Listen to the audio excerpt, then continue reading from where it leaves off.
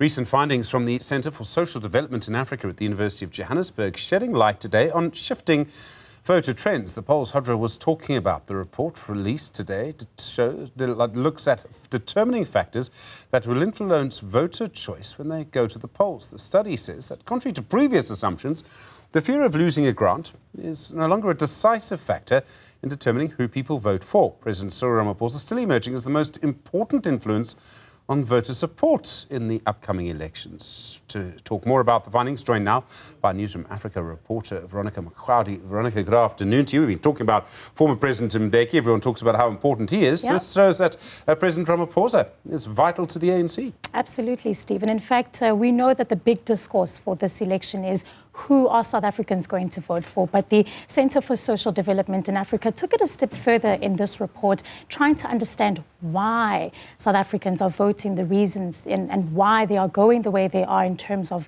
their votes. And a big one, as you've mentioned, Stephen, was the issue of social grants.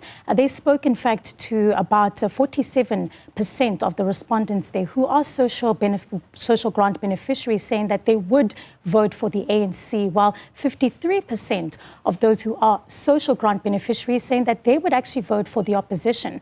Now, this is quite interesting, given that the consecutive trend from the study, which has been carried out for, since 2017 to 2020, has shown that this is quite a big shift in the trend.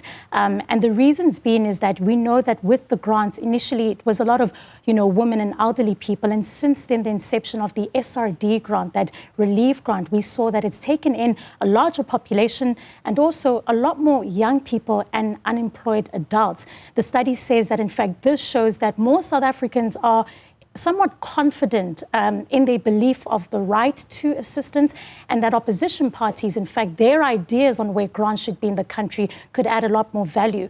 But another interesting fact coming out of the study as well was the conversation around young people saying, in fact, that they have the potential essentially to sway the vote. Let's just have a quick listen to what they had to say. A very interesting point also is the youth voter turnout at the ballot box, which holds considerable sway. According to the IEC, 40% of the registered voters are below the age of 35%. So our research has shown that the youth, the age 18 to 34 years, as later said, are 1.5 times less likely to support the ANC in comparison with voters above the age of 60.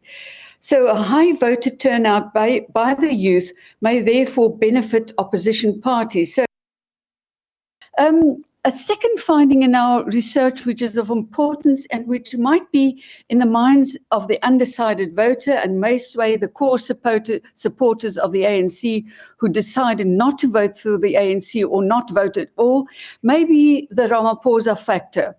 Our research found that trust in Ramaphosa is a significant factor in the support for the ANC, despite the view among some people that the president has not lived up to the lofty expectations that people had of him when he was elected 5 years ago. But what explains the support of Ramaphosa? I think it's not quite clear, but one can maybe argue that he was quite outspoken on corruption the past few years. He's also his admission or acknowledgement about the mistakes made by the party, and then the promises to rectify and the plans to rectify all the mistakes that the party made. So as shown in our results, as Leila mentioned, trust in Ramaphosa is significantly higher than trust in the ANC. That's a very strong point made there, Stephen. In fact, as we look at the numbers, the study says it has found that trust in the president has increased by 23% in the last 4 years. At about 2019, it was at 54%, now stands at 77%. So more people trust him than trust the ANC? That's what it seems. Veronica Makhoali, thanks very much indeed. Well, more, of course, on our elections as we go through the afternoon in a moment.